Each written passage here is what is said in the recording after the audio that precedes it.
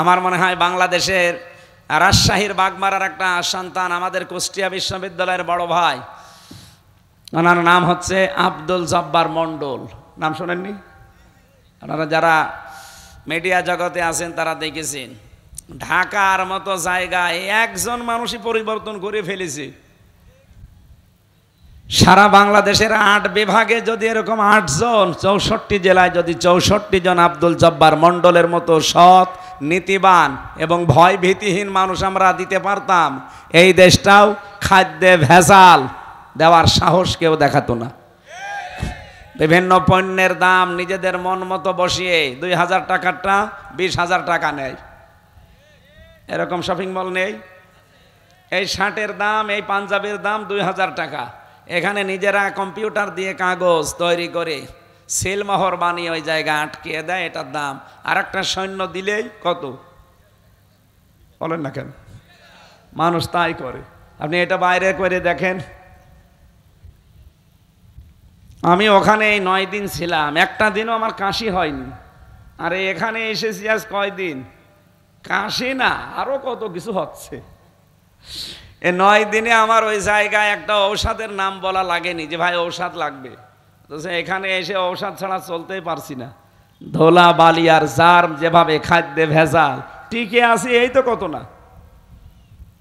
তা আমরা যে হাদিস পড়েছিলাম, অন্যায় দেখলে মাস্ট বি আপনাকে বাধা দেওয়া লাগবে, হাতের দ্বারা, ক্ষমতার দ্বারা, পাওয়ারের দ্বারা, শক্তির দ্বারা, টাকা পয়সার দ্বারা, যার যা আছে। যদি না পারেন, শুধুমাত্র ফিলিস্তিনের কথা বলছি না, যেখানে অন্যায় দেখবেন বাধা দেওয়ার জন্য কি বলেন? এ হাত কি শুধু এই হাত? কথা বুঝতেছেন আপনারা? 2 নম্বরে যদি না পারা যায়, আপনার কাছে মুখ আছে, আপনার কাছে মানববন্ধন করার জিনিসপত্র আছে, প্রতিবাদ করার মতো পত্রিকা আছে, মিডিয়া আছে, এইটার মাধ্যমে করবেন, যেটা সারা পৃথিবীতে মুসলমানের এই 2য় পর্যায়ে আছে। এটাও যদি কেউ না পারেন, অন্তর দ্বারা ঘৃণা করবেন আর মনে মনে পরিকল্পনা করবেন কি করে এটা বন্ধ করা যায়। চোর ঢুকে একটা একটা করে সব জিনিসপত্র নিচ্ছে, আপনি দেখতেছেন। মনে মনে আপনি সিদ্ধান্ত নেবেন যে এখন যদি চিল্লাপাল্লা করি, ওর হাতে তো ছুরি আছে, আমাকে কোপ দেবে। কি করা লাগবে তখন? আপনি মনে মনে সিদ্ধান্ত নেবেন, রব্বুল আলামিন, ঘরের ভেতরে এদিক ওদিকে তাকিয়ে দেখবেন যে আমার সেই লাঠি কই, আমার সেই লাঠি কই। মানে কি? লাঠি আমার হাতে থাকলে চোরকে আমি এখন ঘায়েল করতে পারবো। কথা বলেন ঠিক কিনা? সুতরাং আজ আমাদের লাঠি দরকার। মুসলমানেরা শুধু অন্তর দ্বারা ঘৃণা করে নাউজুবিল্লাহ আস্তাগফিরুল্লাহ পড়ে অন্যায় দেখে বন্ধ হবে না। ওরা অন্যায় করছে বোমা দিয়ে, ওরা অন্যায় করছে অস্ত্র দিয়ে, ওরা অন্যায় করছে ফ্লোরিন দিয়ে। আর আমরা যদি বলি সুবহানাল্লাহ, আলহামদুলিল্লাহ, আস্তাগফিরুল্লাহ, আল্লাহ বাঁচাও, হবে? বিশ্বনবীর ঘর ছিল কুড়ে ঘর, নবীজির খেজুর পাতার পাটি দিয়ে ঘর ছাওয়া ছিল, খেজুরের পাতা দিয়ে। কিন্তু তার বাড়ির সামনে অল টাইম 9টা ঘোড়া বাঁধা থাকতো। কয়টা? আপনি কি বুঝলেন এখান থেকে? তার বাড়িতে বর্ম ছিল যুদ্ধের, হেলমেট ছিল লোহার, তার হাতে ছিল তরবারি, যার নাম জুলফিকার। আপনি চিন্তা করতে পারেন, বাড়ি হচ্ছে খড়ের, খেজুর পাতার, আর বাড়ির সামনে 9টা ঘোড়া বাঁধা আছে। সব সময় হাতে তার লাঠি ছিল, এক হাতে তরবারি আর এক হাতে লাঠি। আজ বিশ্বের 257টা দেশের 57টা দেশের মুসলমান, এই মানুষগুলো যদি 200 কোটির উপরে, এখন আমরা, আমাদের হাতে যদি আজ লাঠি থাকতো, ফিলিস্তিনের অত্যাচার গতকালকে 3টায় বন্ধ হয়ে যেত। আমাদের হাতে তো লাঠি নেই, আমাদের হাতে আছে কি? আস্তাগফিরুল্লাহ, নাউজুবিল্লাহ। আর কান্নাকাটি ছাড়া কিছুই করতে পারছি না। পরিকল্পনা করা দরকার। বিশ্বের যারা বড় বড় মুসলমানদের ভেতরে সম্পদওয়ালা আছেন, শক্তিধর আছেন, এই মুহূর্তে ঈমান বাঁচাতে চাইলে এগিয়ে আসেন, নয়তো আপনিও বেঈমান হয়ে মরবেন। আমার কথার অর্থ বোঝা গেছে না? হাদিস পড়েছিলাম না, কোনো মানুষ যদি কোনো জিনিসের দায়িত্বে নেই, কিন্তু যদি মনে করে না এটা আমার, দখল করে নেয়, সে 1 নম্বরে শাস্তি পাবে কি?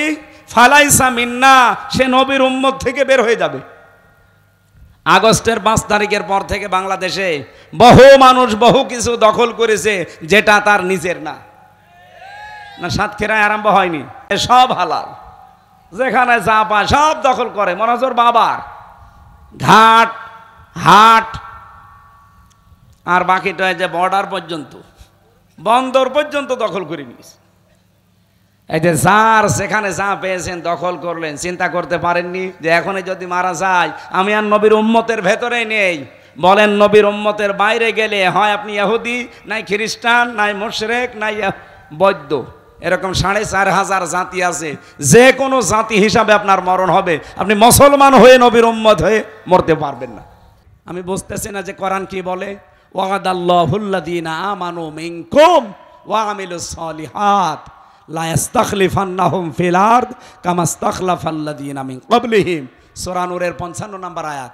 আল্লাহ তাআলা বলেন, আল্লাহ ওয়াদা করছেন তোমাদের ভেতরে যারা ঈমান আনবে আর আমলে সালেহ করবে। সালেহ মানে কি?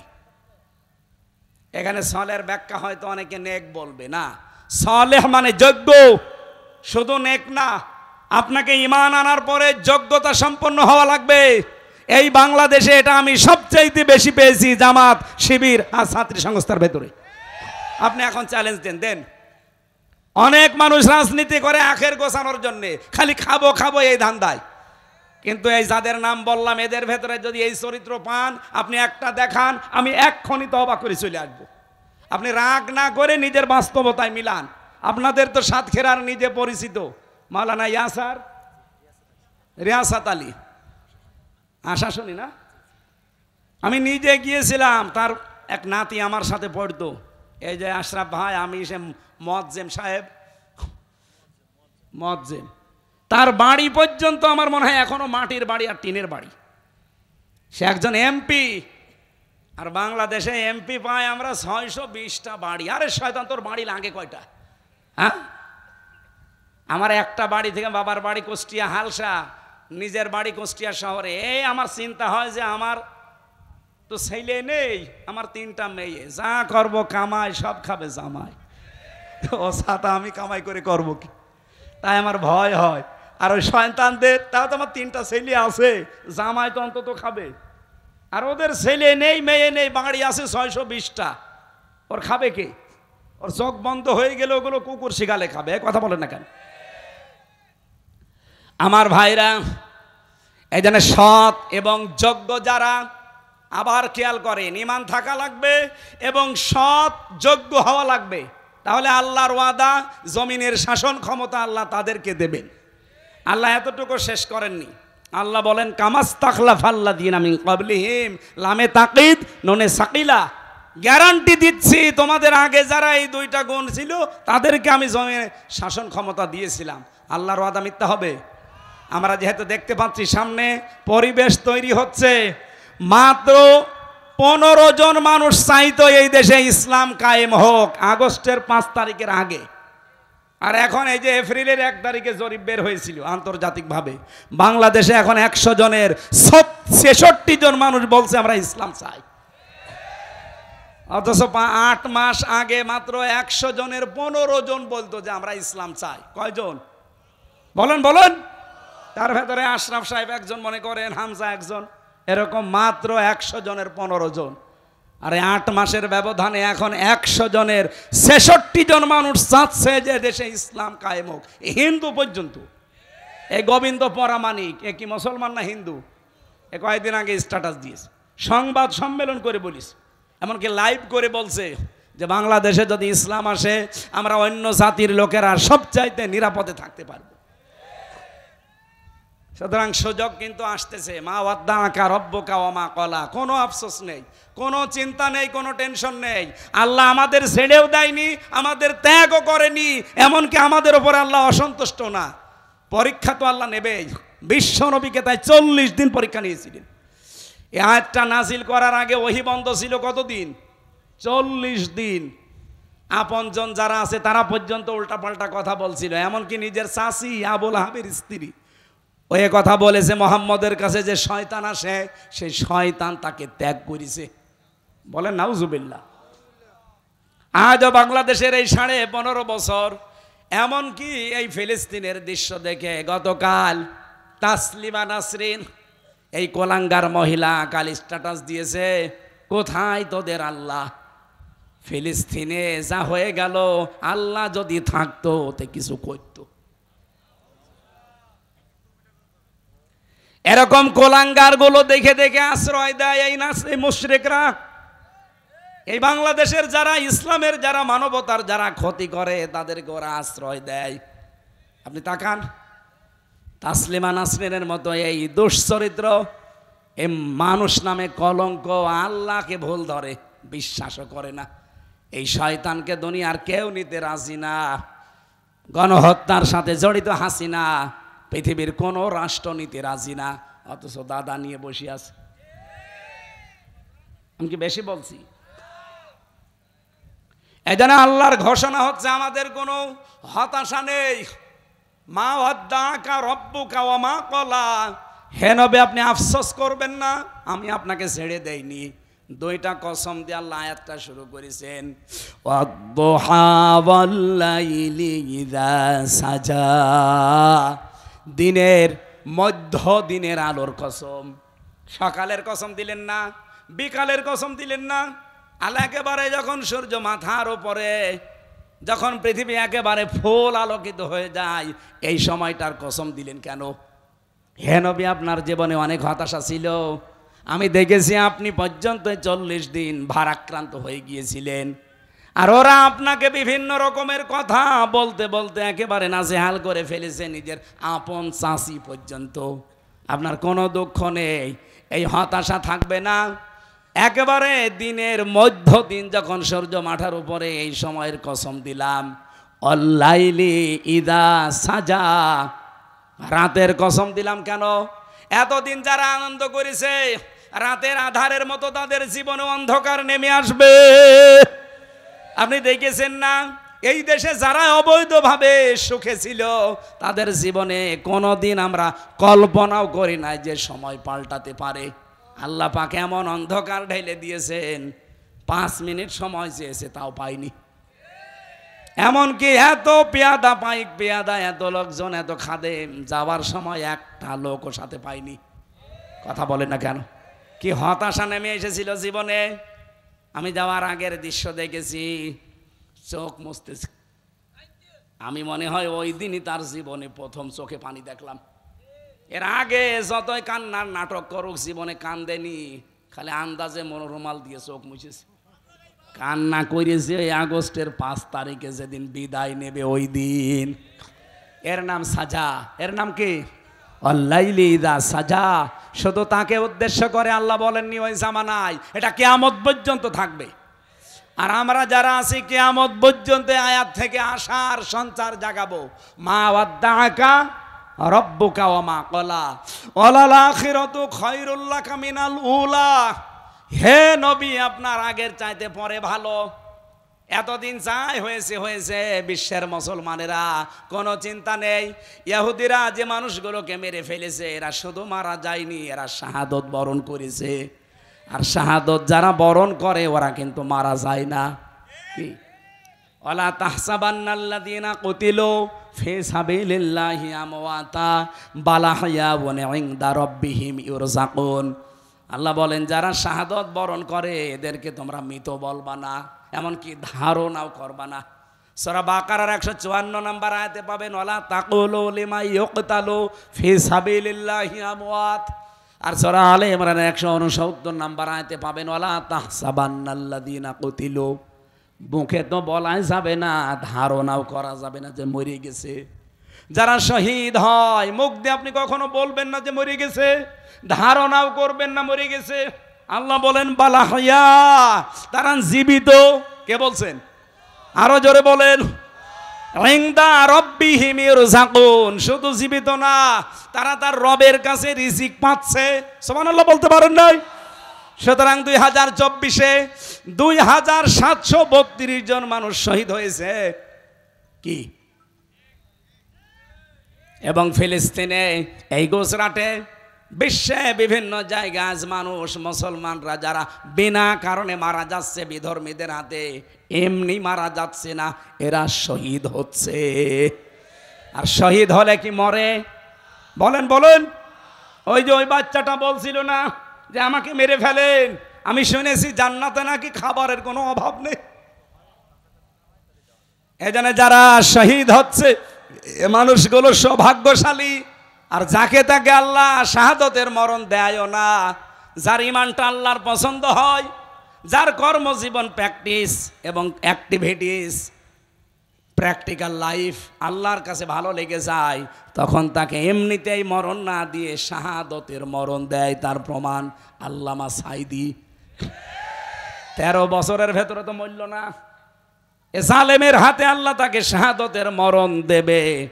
তার সারা জীবনের মোনাজাত ছিল আল্লাহুম্মা ইন্নী আসআলুকা শাহাদাতান ফি সাবিলিক। হে আল্লাহ, তুমি আমাকে যদি মরণ দাও, এমনি মরণ দিও না, শাহাদতের মরণ দিও।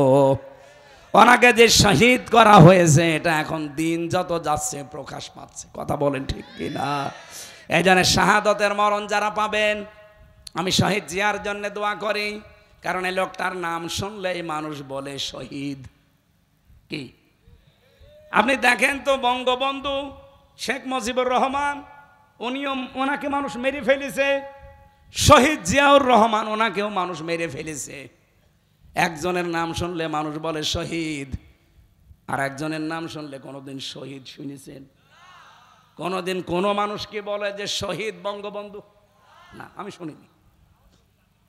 কিন্তু শহীদ জিয়া, একথা আমি নিজে কাবা শরীফের ইমাম। আমি 16 সালে হজে গিয়ে দেখেছিলাম, পাশে ওই যে আরাফাতের ময়দানের পাশে যে মসজিদের নামিরা অনেক খুতবা দিচ্ছিলেন ওই মসজিদে।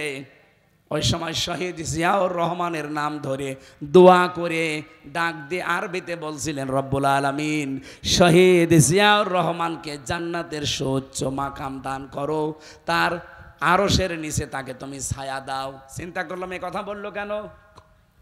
পরবর্তীতেই দেখি উনি কয়েকটা জিনিসের নাম একটা একটা করে বলছিলেন। শাজারাতুজ জিয়া, নিম গাছ। আমরা বলি নিম গাছ, ওই দেশে বলে শাজারাতুজ জিয়া, জিয়া গাছ। বাংলাদেশ থেকে হাজার হাজার নিম গাছ তিনি প্লেনে করে নিয়ে ওখানে লাগিয়ে দিয়েছিলেন আরাফাতের ময়দানে। লক্ষ লক্ষ হাজিরা ওখানে যায়, ওই ছায়ায় আশ্রয় নেয়। আমি নিজেও ছিলাম। অটোমেটিক মুখ দিয়ে দোয়া চলে আসে, এই ছায়াটা যিনি দিল আল্লাহ তুমি তাকেও ছায়া দিও, বলেন আমিন। শহীদ জিয়াউর রহমানের জন্য আমি দোয়া করি। কিন্তু তার নাম নিয়ে, তার আদর্শের নাম নিয়ে আজ যারা লোটপাট করে চাঁদাবাজি করে খাবেন, এটা আপনাদের নিজের ওপরে বর্তাবে। বলুন, একটা মাজলুম সংগঠন তারা। এই 15.5 বছরে তারা অনেক অত্যাচার, জুলুম, নির্যাতনের শিকার হয়েছে। কিন্তু কিছু মানুষের কারণে আজ তারা কালার হয়ে যাচ্ছে। কিশোরগঞ্জের এই ফজু পাগলা কি, আর ওদিকে চাঁপাই নবাবগঞ্জের স্বামী স্ত্রী বানিয়েছে কোন মিস্ত্রি আল্লাহ জানে এদের। আমার মনে হয় এদেরকে ধরে এখন পাবনায় পাঠানো দরকার। কয়েকদিন আগে আমার পাবনায় অনুষ্ঠান ছিল, গিয়েছিলাম এই পাগলা গারাত দেখতে। যে দেখি পাগল কমে গেছে, ভালো হয়ে গেলে তাদেরকে পাঠিয়ে দেয়। যেখানে অনেক প্রায় 700, 750, 800 পাগল থাকে, 100, 150, 200 পাগল আছে। তার মানে যারা ছিল চিকিৎসা করে করে ওখানে থাকার পরে নার্সিং করে তাদেরকে বাড়ি পাঠিয়ে দিয়েছে। এখন এই নতুন পাগল যেগুলো, এগুলো এখন ওখানে ভর্তি করা দরকার। এদেরকে ইনজেকশন দেওয়া দরকার হাই পাওয়ারের, যে পাগল ভালো হয়ে যাবি তারপরে ধরে বাইরে এনে আনবে। তাছাড়া এদের দ্বারা বদনাম হয়ে যাচ্ছে। এই জন্য আমাদের চিন্তা নেই দুনিয়ায় ক্ষমতায় কে যাবে না যাবে না। আমরা দেখতে পাচ্ছি আল্লাহর এই আয়াত, আগের চাইতে পরে ভালো। ওয়ালাল আখিরাতু খায়রুল লাকা মিনাল উলা। এটা কি শুধু নবীকে বলেছিলেন? কিয়ামত পর্যন্ত আমরাও আছি। এই কারা গয়রা কারা?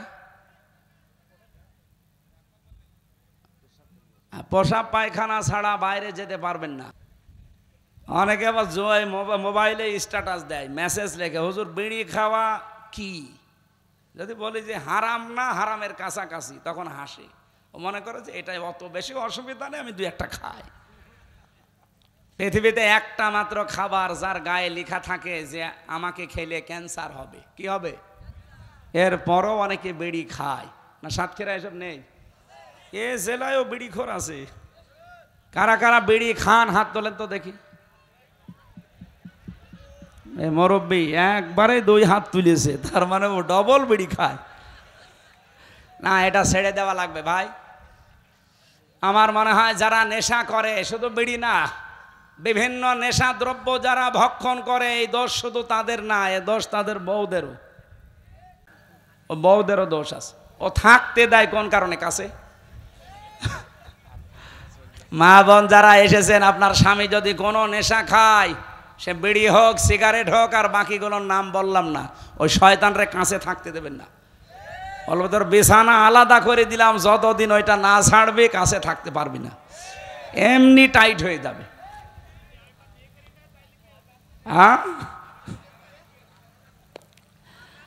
আমরা এর পরের যে এক আয়াত পরে একটা আয়াত পড়েছিলাম, এই আয়াতটার ব্যাখ্যা করার জন্য বসেছি। আমি জানি এখানে যারা আছে, এমনকি যারা আপনারা শুনছেন, এই আয়াতের বাংলা যে অর্থ আমি জিজ্ঞাসা করব, যদি বলতে পারেন। আমার বিশ্ববিদ্যালয়ে মাস্টার্সে যখন ভাই ভাই চলছিল, ওই যে ওকেও ভাই ভাই ডেকেছি, ওরা তো 8টা 10টা প্রশ্ন করেছি, আমারে মাত্র একটা প্রশ্ন দিয়েছিল, ওই সেই প্রশ্নটা আজকে আছে। আমি জবাব দিয়েছিলাম একেবারে যেভাবে আমি পড়েছিলাম তাফসিরে। অনেকগুলো তাফসিরে আছে একরকম, একটা তাফসিরে আলাদা আছে। আমার ভাই ভাই যিনি ছিলেন বাইরের এক বিশ্ববিদ্যালয়ের ডক্টর, এত খুশি হয়েছিলেন, ফুল মার্কস আমাকে দিয়ে দিয়েছে। এটা অনেকের ভেতরে আমার মনে হয় মানে সঠিকটা জানা নেই, আজকে আমরা সঠিক জানবো। আল্লাহ পাক বলেন, আলাম ইয়াজিদকা ইয়াতীমাং ফাওয়া, কিছু নিয়ামত স্মরণ করাচ্ছি। হে নবী, আপনার আগের চাইতে যেহেতু পরে ভালো হবে, এজন্য দিন যত যাবে সামনে মুসলমানদের হাতে বিশ্ব আসবে। শুধুমাত্র কয়েকটা শর্ত দিয়েছেন আল্লাহ। ওয়ালা তাহিনু ওয়ালা তাহজানু ওয়া আনতুমুল আ'লাউনা ইন কুনতুম মুমিনিন। কোনো ভয় নেই, কোনো চিন্তা নেই, তোমরাই সফল হবে, বিজয় হবে যদি মুমিন হতে পারো। বলেন তো মুমিন হওয়ার দায়িত্ব কার? বলছে আল্লাহর। আল্লাহ মুমিন হবে। বিজয় দেওয়ার দায়িত্ব কার? আরো জোরে বলেন। বিজয় হওয়ার দায়িত্ব আমার না, কারণ বিজয় আমার হাতে। বলেন, আজ বিশ্বে মুসলমানের আবার বিজয় হবে, কারণ আমি কোরআন থেকে পড়েছি, অরাআইতান নাস ইয়াদখুলুনা ফি দীনিল্লাহি আফওয়াজা। হে নবী, যখন আল্লাহর সাহায্য আসবে তখন আপনি বিজয় দেখতে পাবেন। ইযা জা নাসরুল্লাহি ওয়াল ফাত। আর বিজয়ের যে 9টা ধারা আছে, তার প্রথম ধারায় আপনি দেখতে পাবেন দলে দলে পালে পালে মানুষ ইসলামে প্রবেশ করছে। কোথায় 15%, কোথায় 66%, মাত্র 8 মাস। আপনি বছর চাইতে দেন, এই বাংলাদেশে আমার বিশ্বাস কোরআনের এই আয়াত 100% সত্য। 100 জনের 100 জন মানুষ বলতে বাধ্য হবে আমরা ইসলামে দেশে চাই। আমরা চাই না, আগামীতে দেখতে চাই আল্লাহর এই কোরআন দিয়ে বাংলাদেশের 58,000 বর্গ মাইল চলছে। কারা কারা এটা দেখতে চান দেখি তো? লিল্লাহে তাকবীর।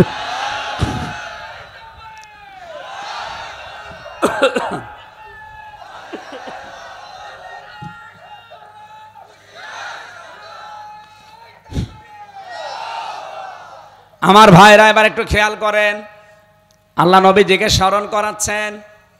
আপনি যদি বিজয় নিজে অর্জন করতে চান পারবেন না, কারণ বিজয় আপনার হাতে আমি দেইনি। বিজয় কার হাতে? আপনার দায়িত্ব হচ্ছে ইন কুনতুম মুমিনিন, আপনি মুমিন হবেন। এই নির্দেশটা শুধু মুমিন নবীজিকে আল্লাহ দেয়নি, তামাম দুনিয়ার মুসলমানদেরকে আল্লাহ দিয়েছেন। এজন্য আমরা সামনে যদি বিজয় হতে চাই, 1 নম্বরে আমাদের দায়িত্ব হচ্ছে আমরা মুমিন হব। মুমিন কাকে বলে? বাংলাদেশের মানুষের ভেতরে একটা ভ্রান্ত ধারণা, মুমিন মানে বিশাল জুব্বা গায়ে থাকবে, পাগড়ি থাকবে, হাতে তসবিহ থাকবে, দুনিয়ার কোনো খেয়াল থাকবে না, বিশাল বুজুর্গ। কি মুমিন কারা? ঈমান আছে কার? আমাদের এই দেশে শুধু লেবাসে আমরা তাকওয়া খুঁজি, লেবাসে ঈমান খুঁজি। ঈমান তো এই জায়গার ব্যাপার। কি নবীজি জানিয়েছেন, ইদা সাররাতকা হাসানাতুকা ওয়া সাআতকা সাজ্জিআতুকা ফাআনতা মুমিন। যখন তোমার ভালো কাজগুলো তোমাকে আনন্দ দেবে আর অন্যায় কাজগুলো তোমাকে কষ্ট দেবে, তখন বুঝবে তোমার ঈমান আছে। এ বাংলাদেশে সবার কাছে ভালো কাজ ভালো লাগে, সবার কাছে অন্যায় কাজ এটা কষ্ট লাগে না, আর অনেকে আনন্দ নিয়ে করে। এই জন্য 1 মাস চলে গেল তাকওয়ার মাস। তাকওয়া যে কিভাবে আপনি তৈরি করবেন, কোন স্তরে আপনি পৌঁছাবেন তাকওয়ার, এই গুরুত্বপূর্ণ তথ্যটা বলে আমার আয়াতে আমি যেতে চাচ্ছি। তাফসীর থেকে বলছি, বিশ্বনবী জানিয়েছেন তাকওয়ার স্তরগুলো। এই পৃথিবীতে তাকওয়া অর্জনের প্রক্রিয়া পেয়েছি আমি 6টা। 1 নম্বরে আপনাকে হকের অনুসন্ধান করা লাগবে। ভালো করে শুনবেন, আপনি কোন স্তরে আছে আপনি মিলাবেন। শুধু এরকম পাগড়ি মাথায় দিয়ে বসে থাকলে হবে? আপনি কি দেখবেন যে আপনি কোন স্তরে আছেন? 1 নম্বরে আপনাকে হকের অনুসন্ধান করা লাগবে, হক খোঁজ করা লাগবে।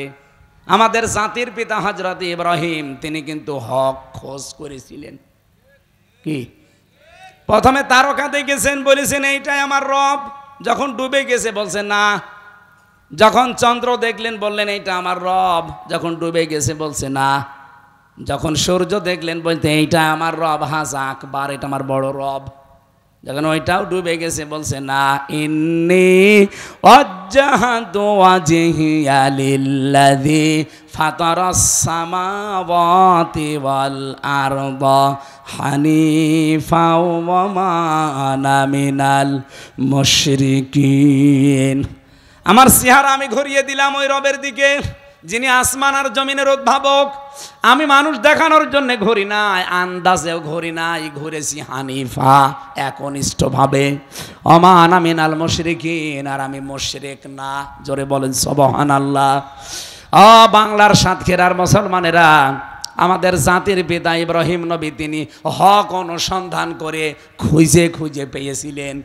আর আমাদেরকে দেশের আলেমরা চোখে আঙ্গুল দিয়ে হক দেখিয়ে দিলেও আমরা মানতে চাই না। বলেন, তাহলে আপনি হক অনুসন্ধান করেন। আপনি প্রক্রিয়ার 1 নম্বরে আছেন, 2 নম্বর পেয়েছি। হক পেয়ে গেলে আপনাকে কবুল করা লাগবে। এটা আজ আমাদের ভেতরে নেই, শুধু দলীয় চিন্তায় থাকি, এই যে আমার দলের লোক নাকি দেখি। হক কথা, হক বিষয় যদি কোনো জায়গায় পেয়ে যান, আপনার বিবেক যদি সায় দেয় যে না এটা হক, মাস্ট বি আপনাকে কবুল করা লাগবে। 3 নম্বরে এটা হকের প্রচার করা লাগবে। এবার 4 নম্বরে হকের উপরে দৃঢ় থাকা লাগবে। 5 নম্বরে হক কায়েম করার জন্য সর্বাত্মক চেষ্টা করা লাগবে। 6 নম্বরে হক কায়েম হলে হককে টিকিয়ে রাখার জন্য সাহায্য করা লাগবে। আপনি বলেন তো এই 6টা স্তরের কোন স্তরে আছেন? আপনি না হক অনুসন্ধান করেন, না হক কবুল করেন, না হককে আপনি প্রতিষ্ঠা করার জন্য চেষ্টা করেন, না হকের ওপরে টিকে থাকার জন্য আপনার কোনো পরিশ্রম আছে, না হক কায়েম হলে আপনি সাহায্য করার জন্য কাজ করেন। কি করেন আপনি? এই জন্য নিজের দিকে তাকে একটু আফসোস নিয়ে আসেন ভেতরে। তাছাড়া আপনি তাকওয়ার কোনো পর্যায়ে থাকতে পারবেন না। আল্লাহ রাব্বুল আলামিন হেদায়েত দেওয়ার জন্য যে আয়াতটা আমরা পড়েছিলাম, আলাম ইয়াজিদিকা ইয়াতীমান ফাআওয়া, হে নবী আপনাকে ওরা দুঃখ দেয়, আশেপাশে কথা বলে, আমি আপনাকে কি এতিম পাইনি, এরপরে আশ্রয় দেয়নি। ওয়াজাদাকা দাল্লান ফাহাদা। এটার বাংলা অর্থ করার জন্য আমি আহ্বান জানাচ্ছি এবার আলেমদের। এটা আলেম না? বাংলা অর্থ করতে পারবেন এটার? ওয়াজাদাকা দাল্লান, হ্যাঁ, এই যে পথ হারা ছিলেন আপনি। আল্লাহর নবীকে যদি বলেন আপনি পথ হারা ছিলেন, ওই মাওলানা মিজানুর রহমান আজহারের মতো আপনি কালকে কালার হয়ে যাবেন। উনি তো ভালো নিয়তেই বলেছিল। কি উনি যেই কথাগুলো বলেছে একটা কথাও কিন্তু খারাপ কথা না, কিন্তু নবীর শানে ওই কথাগুলো বললে আমরা মেনে নিতে পারি না। উনি নবীকে কাউবয় বলেছিল, এটা বাংলাদেশ না বিশ্বের মুসলমানেরা এই শব্দটা অভ্যস্ত না, কিন্তু নবী তো ছাগল চড়িয়েছে না, চড়াননি? উনি হযরতে খাদিজাতুল কুবরা রাদিয়াল্লাহু তাআলা আনহাকে ইনটেক নয় এই বলেছিলেন। তো এই শব্দটা আমাদের মায়ের ব্যাপারে যায়। উনি আমাদের মা না? কথা বলেন না কেন? তাহলে এখানে যে শব্দটা হয়তো বাংলা অর্থ ঠিকই করেছে, দল্লান মানে পথহারা, দল্লান মানে পথভ্রষ্ট, দল্লান মানে গোমরা। বাংলা অর্থ যদি আমি ওইভাবে করি, কালকে দেখেন সারা বাংলাদেশে আমার নামে বদদুয়া শুরু হবে। তাহলে কি অর্থ করা লাগবে এখানে? অওয়াজাদাকা দল্লাং ফাহাদা, হে নবী আমি আপনাকে অনবহিত পেয়েছি। অনবহিত, আপনি পথ অনুসন্ধান করছিলেন। ওই যে হকের যে 6টা অর্থ বললাম প্রথম, এইটা আপনি হক অনুসন্ধান করছিলেন। হক সম্পর্কে, পথ সম্পর্কে, হেদায়েত সম্পর্কে আপনি অনবহিত ছিলেন। আপনি অজ্ঞ ছিলেন বলতে পারবেন না, আপনি পথ হারা ছিলেন বলতে পারবেন না, এমনকি আপনি পথভ্রষ্ট ছিলেন তাও বলতে পারবেন না, আপনি গোমরা ছিলেন তাও বলতে পারবেন না। কেন? নবীদের শানে কথাগুলো যায় না, অথচ বাংলা অর্থ কিন্তু এটাই।